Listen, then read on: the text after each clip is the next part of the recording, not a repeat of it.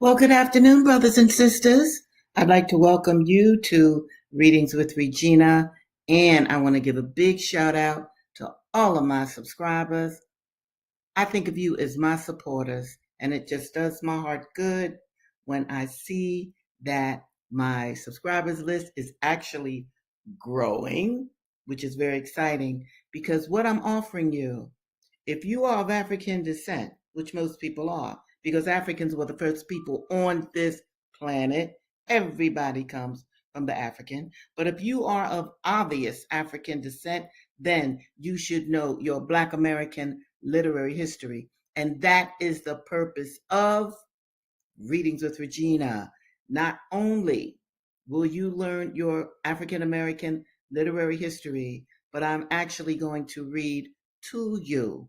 Reading is very important for intellectual development. When you read or are read to, there are synapses within the brain that connect, and as those brain synapses connect, the smarter you will be. And don't you think we need a really smart, intellectual, Black community? Because in this country, Black people have not been loved. This isn't necessarily the country of our birth. This is the country of white Americans' birth. And in their birth, Black people were enslaved. So I know that many of you do not know your Black American literary history. And even if you're not obviously Black, if you are an American, then you should absolutely know the Black literary history of this country, because you're going to get the version of mainstream or white literary history, which often erases or omits Black literary history. And I'd also like to, before I get into the books, give a wonderful shout out to those of you who watch me in a replay. Much appreciated. Absolutely appreciated. Because I do this out of love. Out of the love that Huey P. Newton and Bobby G. Seale, creators of the Black Panther Party for Self-Defense, that revolutionary love. That's why I do Readings with Regina. Let me go ahead and get into the first book of the day. Let me show it to you. Where is it? Okay, I didn't put it up. I put other stuff up. Anyway, I'm going to be reading from, oh, here it is. Cool. Dessa Rose, all right. Now, Dessa Rose, as I've told many of you before, was based upon an actual sister, a pregnant sister that was aboard a coffle, all right, of enslaved brothers and sisters. Let me show you a coffle. There they are. And somehow she got out of her chains and she got the brothers and sisters out of their chains, some of them, and they took over, okay, from the whites on horseback who were in charge. They led a revolution. You dig? Now, also, let me get rid of this picture. Also, there was a white woman around the same time who used her plantation as a safe haven for runaways. So, although this is a novel, it is based on true episodes, okay? But what a novelist can do is make creations of her own, all right? Give us a personality of each character. And that's what we're going to look into today. We're going to start with Dessa Rose and Miss Rufel. Now, Miss Rufel is the owner of the plantation for runaways, okay? And Dessa Rose has been rescued. So she delivered a baby in delirium in the woods. It was a mess, a hot mess, and she's still delirious. But the baby cried out. So this is what Miss Rufel did, the white woman. The new baby suckled with insistent shallow pulls. See, she's breastfeeding. Your mammy will have a time when she start nursing you, she chided him, speaking aloud as she often did when she nursed the babies alone. Rufel has just had her own baby, so her breasts are filled with milk. So she's actually feeding two babies. Sometimes this one stared at her with eyes as bright as new brown shoe buttons and almost lost in the brown folds of his face. Rufel had taken the baby to her bosom, almost without thought, to quiet his wailing while Ada and the other darkies settled the girl in the bedroom. Most of that craziness she knew, but then it had seemed to her as natural as tuneless crooning or baby talk. The sight of him so tiny and bloodied had pained her with an almost physical hurt, and she had set about cleaning and clothing him with a single minded intensity. And only when his cries were stilled and she looked down upon the sleek black head, the nut brown face flattened against the pearly paleness of her breasts, had she become conscious of what she was doing. A wave of embarrassment swept over her, and she had looked guiltily around the parlor. Annabelle was settled in a corner, oblivious to everything but the page of the journal in her lap. Timmy, that's her little boy, she realized with relief, had slipped out soon after breakfast. No one would ever know, she had assured herself, and feeling the feeble tug at her nipple, he's hungry and only a baby. Lulled as she always was by the gentle rhythm and spent by the drama of the morning's events, she had dozed and awakened to the startled faces of Ada and Harker. Their consternation had been almost comic. Ada had stuttered and Harker had gasped.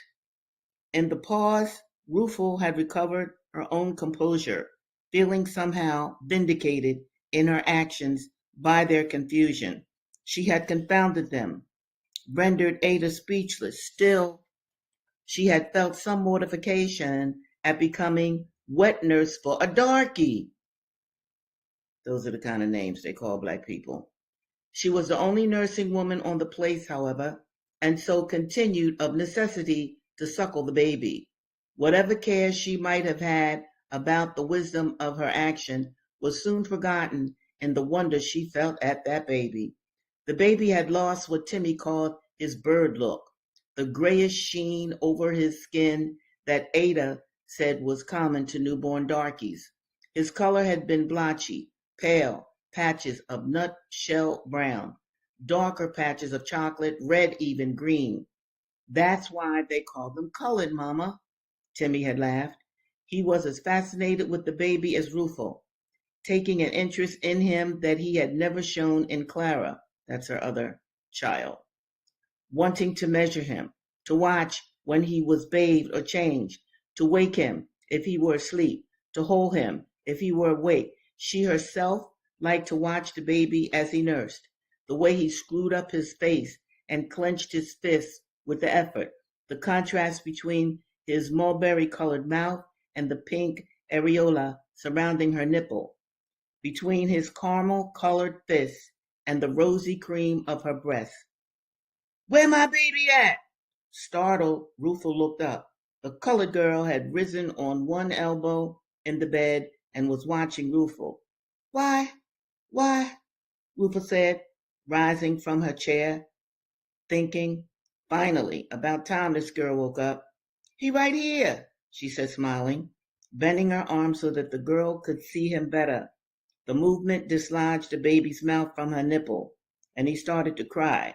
She started toward the girl, rocking the baby in her arm. Here's your baby right here. She could see the girl's body stiffening, her hands fumbling at the covers as she tried to rise from the bed. Annabelle, Rufel called shrilly. Ada, this girl is up again. All right, that is Rufel, and she is feeding Dessa's baby.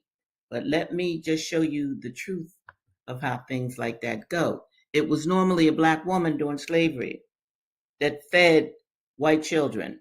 All right. There was normally some pregnant woman milked in her breast or just having given birth on a plantation So it will be the black mammy, as they call them, that fed the children.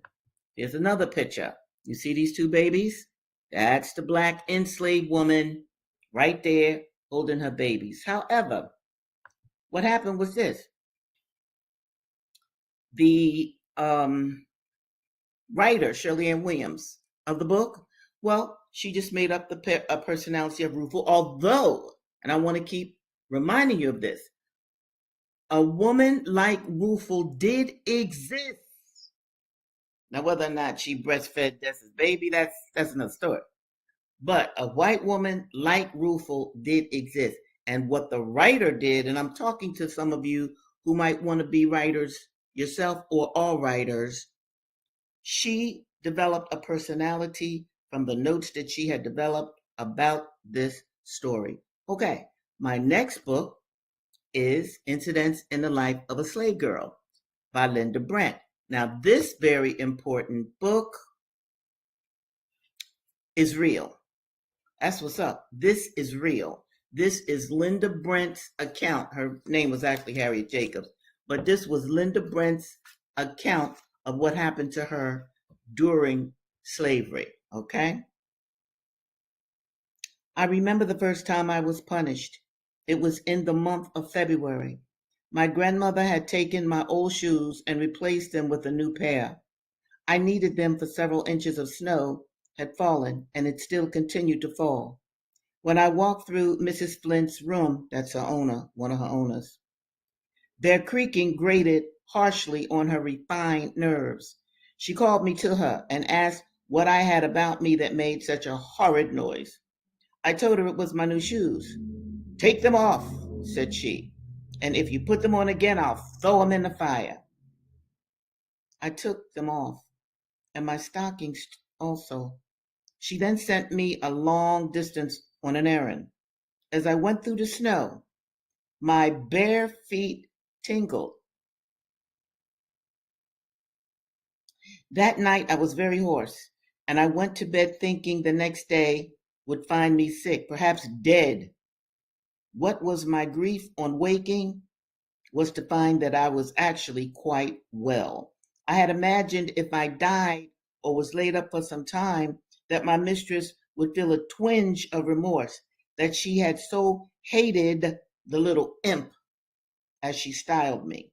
It was my ignorance of that mistress that gave rise to such extravagant imaginings.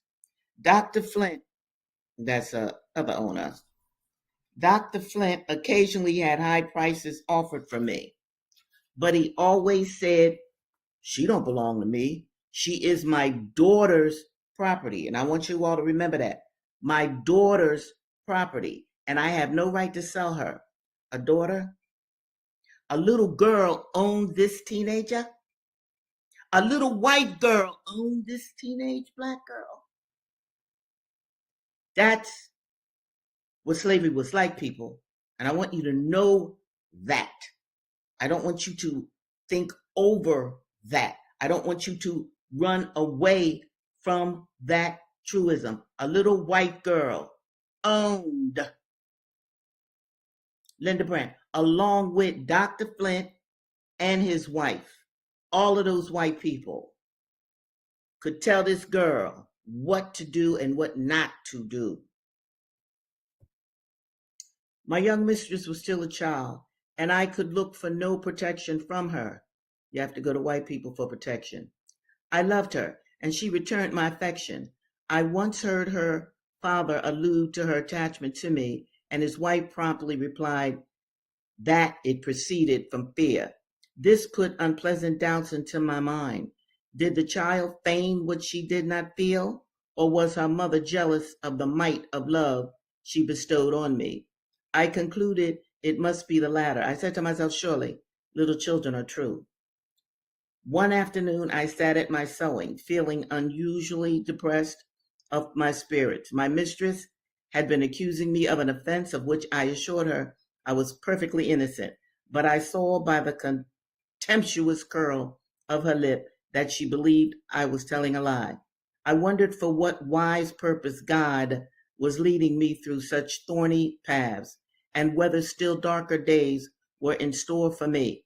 As I sat musing this, the door opened softly, and William came in. Well, brother, said I, what is the matter this time?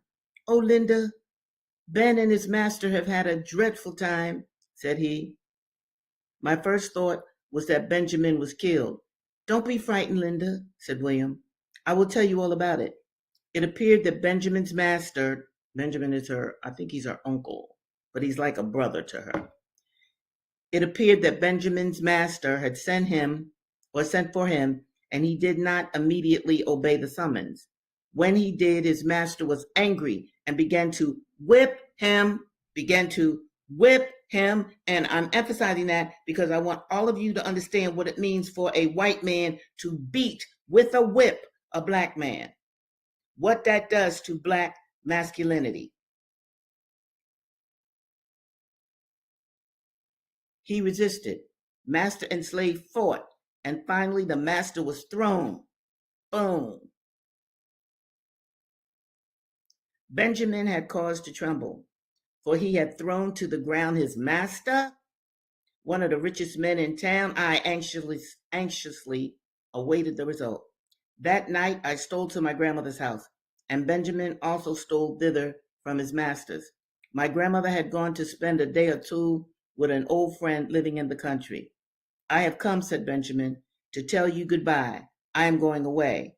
I inquired where? To the north. To the north.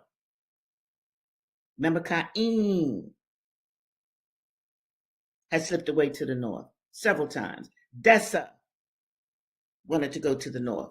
But of course, Cain was killed. Her baby's father was killed by his master. I looked at him to see whether he was in earnest. I saw it all in his firm, set mouth. I implored him not to go, but he paid no heed to my words. He said he was no longer a boy, and every day made his yoke more galling. He had raised his hand against his master and was to be publicly whipped. Publicly whipped. That means that he would be taken into the center of town, and all the townspeople would come around. Yo, yo, yo. Like a circus.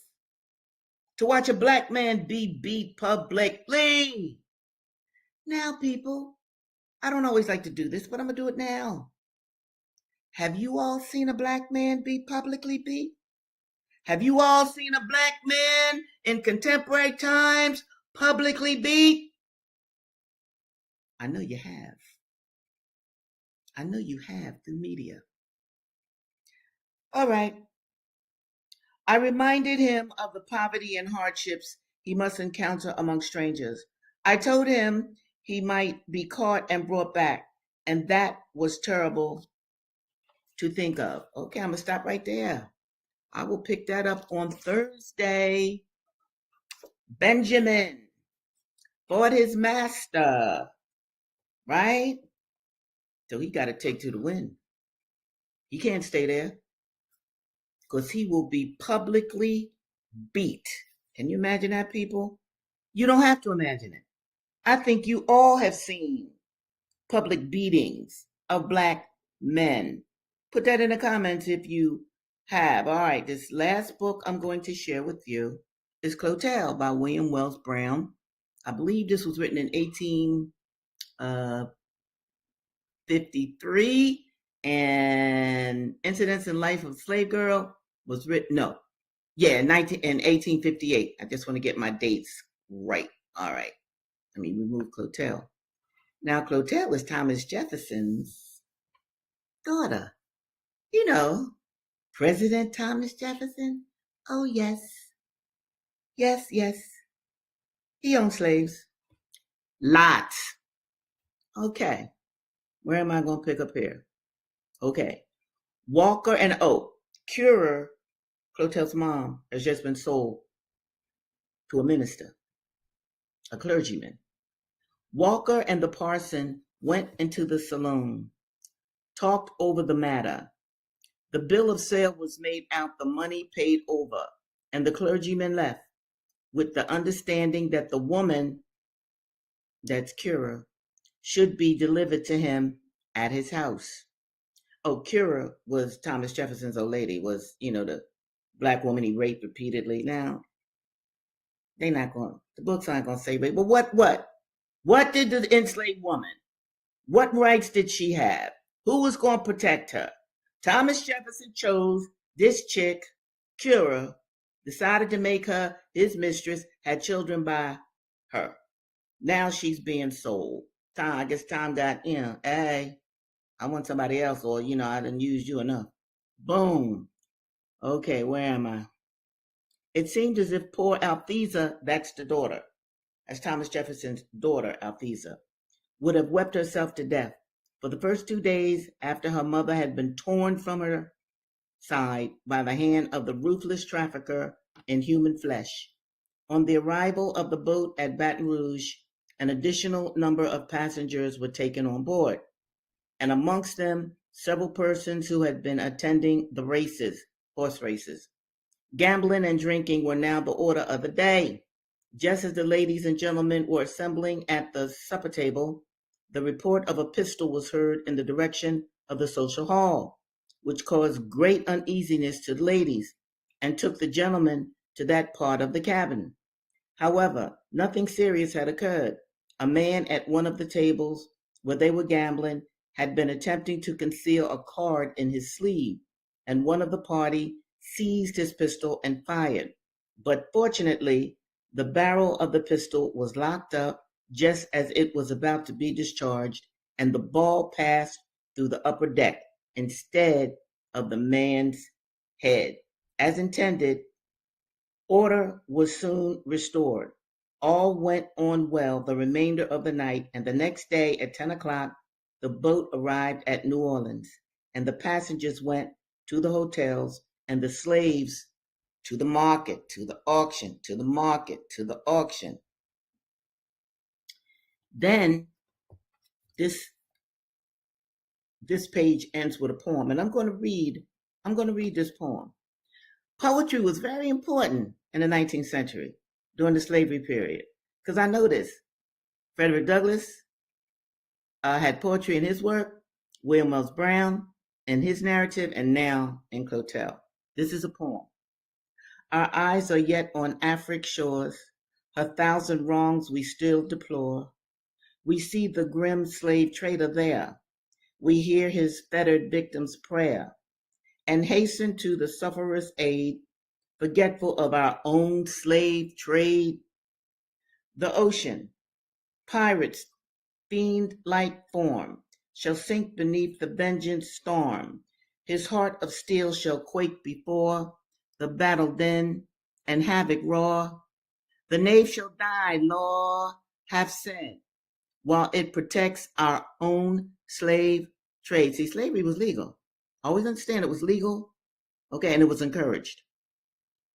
What earthly eye presumes to scan the wily Proteus heart of man? What potent hand will e'er unroll the mantle treachery of the soul? Oh, where is he who hath surveyed the horrors of our own slave trade? There is an eye that wakes in light. There is a hand of peerless night, which soon or late shall yet assail and rend dissimulation's veil, which will unfold the masquerade which justifies our own slave trade. Okay, I'm going to start a new chapter here. We shall now return to Natchez, where we left Cura, that was Thomas Jefferson's old lady, his woman, in the hands of the Methodist parson. Yo, religious men, they bought slaves.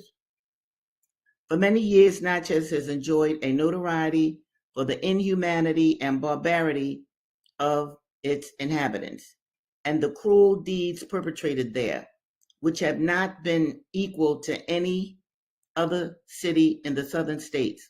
The following advertisements, which we take from a newspaper published in the vicinity, will show how they catch their Negroes who believe in the doctrine that, quote, all men are created equal. Now, this is an advertisement. Understand that newspapers were the televisions and the movies of that day. This is an advertisement from a newspaper in 1845. Quote, Negro dogs.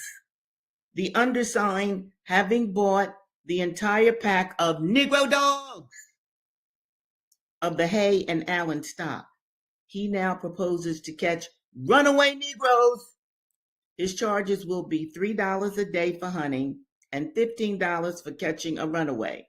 He resides 3½ miles north of Livingston, near the Lower Jones Bluff Road. And I want to show y'all an advertisement.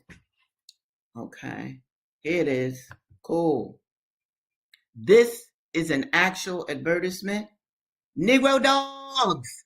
The undersigned would announce to the public generally that he has a splendid lot of well-broke Negro dogs and will attend at any reasonable distance to the catching of runaways at the lowest possible rates. Okay? Yes. Now, let me tell you why this is important for Black people to know. These dogs, first of all, this is a business. Slavery had lots of businesses that fed into keeping Black men and women in chains. These dogs, to train a Negro dog, the dogs were starved. Then they were given a mannequin, a Black mannequin. The mannequin had meat in his middle. You dig? So, of course, the starved dogs then would go to the middle of that mannequin. You see what I'm saying here? Okay, let me read you another advertisement for Negro dogs.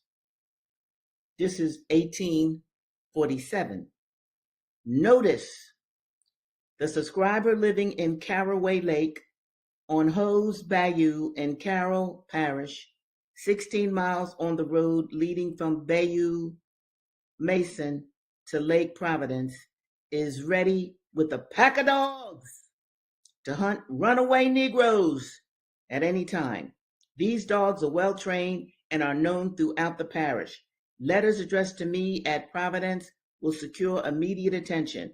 My terms are $5 per day for hunting the trails, whether the Negro is caught or not. Where a 12-hour trail is shown and the Negro not taken, no charge is made. For taking a Negro, $25, and no charge made for hunting. All right? Now, I understand that I might be depressing some of you. I know that. But you got to know your history. You have to see how this country was built. You have to understand how this country does not love Black people. It never did. It has no love for Black people. It has no love for Native American people. Where are they? They were genocided just like the people in Gaza are today. The Native American was starved. The Native American was hunted down with cannons and bullets. And their land was stolen, just like the Israelis want to steal the Palestinians' land. You know, Palestine, the home of Jesus Christ. Oh, yes. Check me out. Look it up. Now, before I sign off, let me just say this. Again, this is another reason why Readings with Regina was created. Because Black people, like Dr. Frances Cress Welsing has said, Black people have not been loved enough. I know all of you who are hearing the sound of my voice, I know you lack love. I know you do. I know that your family did not give you all that you should have had. This is why I read these books. This is why I make these comments. Because I know myself and I know my people and I know Black people very, very well. And I'm here to tell you that I love you with all of my heart. And what I'm giving you is your Black literary history. In fact, on Thursday, when we meet, I'm going to remember to bring in the first book that was written by an enslaved Black person in America. You should know your Black American literary history. And as always, you know what I'm going to say next, many of you. Teach it to your children. Do not keep them away from the truth of how we got to be in this country. Do not just let them laugh away or look at cartoons or look at television that is not made in the best interest for Black people. All right, brothers and sisters, as always, it has been a joy to be with you. And let me see, what else do I want to say? Oh, yeah. You can always visit my website. You can drop me a note or two. I look forward to hearing from you. And in the meantime, in between time, I'm going to see you again this Thursday at 2 o'clock. And for those of you who catch the replays, I'm in love with you too. And I want you to get in touch with me as well. Visit my website. Okay, brothers and sisters, I'm signing off, and I'll see you in a day or two. Bye now.